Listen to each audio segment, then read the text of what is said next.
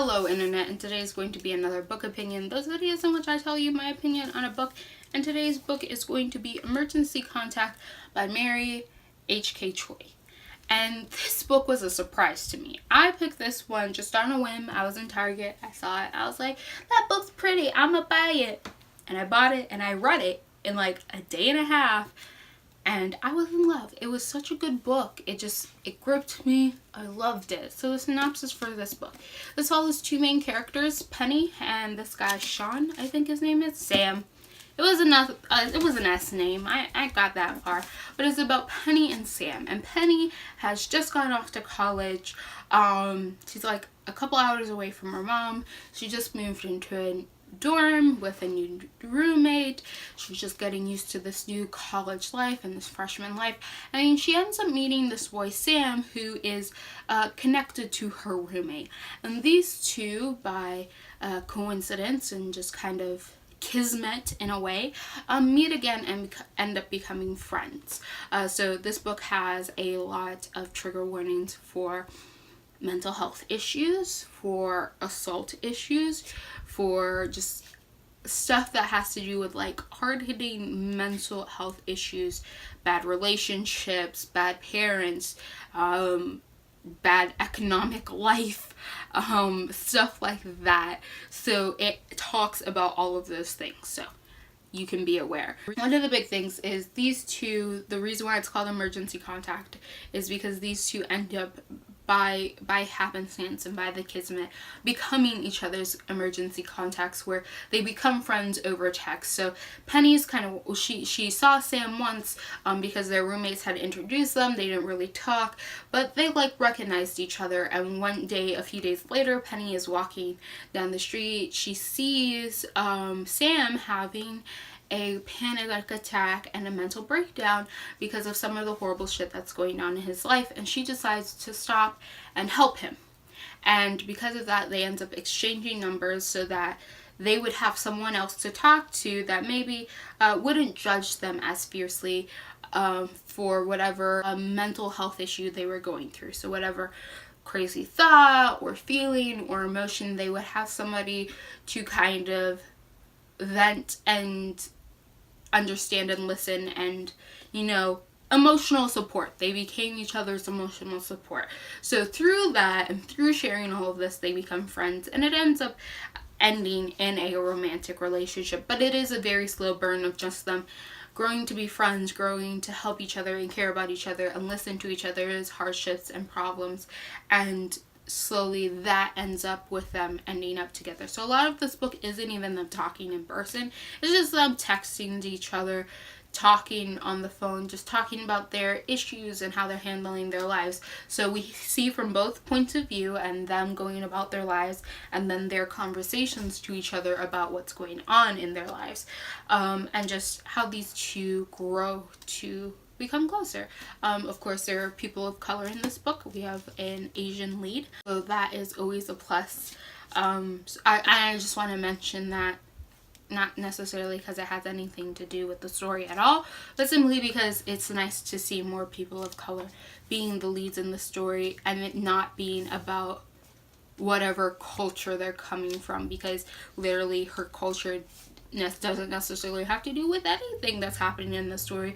But it's nice to see the fact that we can have this heartfelt story about mental health and the mental health specifically of young people, and it just, she's a person of color, and that's great, and I love that, and yay. So that's it. I love the soft cover of this book, that it's just such a nice book, and it ends up just being so hard-hitting and impactful. This book ends up being that sort of new adult contemporary that people are always talking about. I hear that a lot about having a new adult category, like we have new adult, where it has characters who are a little bit older and not necessarily have it be all about sex, because currently new adult tends just to be like the smut between YA and adult. But with like college age kids, this is currently categorized as YA, but I think more new adult, because Sam is like in his 20s and Penny is 18 and off at college.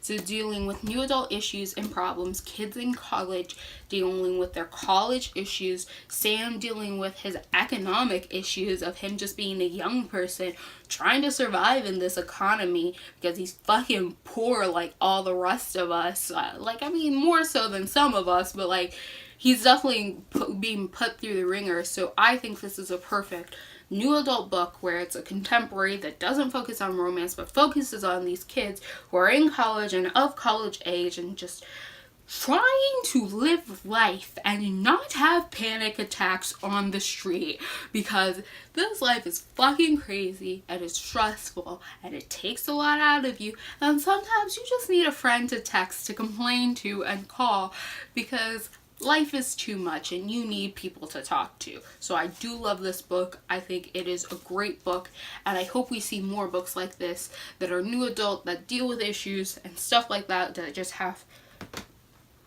college age main characters. As a person who is of that age, I would like to see more books in which the main characters are of the same age as me.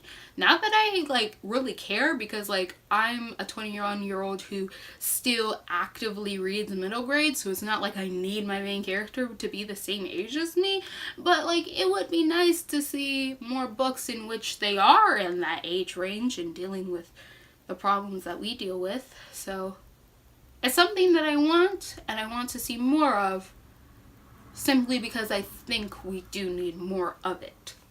So yeah, I highly suggest this book. It was a 5 out of 5 stars. It was a great book. Again, trigger warnings.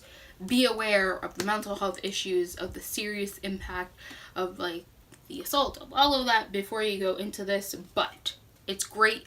Great characters, great relationships, and I like that it wasn't high stakes. It wasn't a high stakes book. It wasn't like, oh man, an adventure like some horrible bad guy or anything like that. Like, the evil of this book was simply the economy and how fucking stressful living life is. That was the evil of this book. It was just trying to live life and like not die. That was the whole evil of this book, which is very relatable. Very relatable. So, oh, and trying to afford to go to college, because like one kid's in college and one is like, how the fuck am I gonna pay to go and learn the things that I want to learn? I'm fucking poor. I understand. I resonate with that feeling. So I can't say enough good things about this book. Like, I'm trying to think of the bad things that I don't like, but I don't think there's anything essentially bad about this book. I just think that if you don't like this book, it's more because it's a preferential thing than because this is a bad book or this has like some horrible thing wrong with it. And I think if somebody does see something wrong in this book, that despite that, it is still a good book, and that is simply something that you had a problem with. Because I think we must remember that sometimes there can be issues with the book, but that we're willing to forgive and ignore for the sake of the whole. So I don't want to say that you're gonna love this book and you might not see, like, that you will never see problems in this book, because there might be one thing that you find offensive, but I think that the overall contents of this book ends up outweighing and being greater than whatever flaws it might hold, if you see those, because I didn't. I thought it was a great book. So yes, read this book. If you like what you're seeing here, want to see more, click all those buttons down below, and goodbye, internet.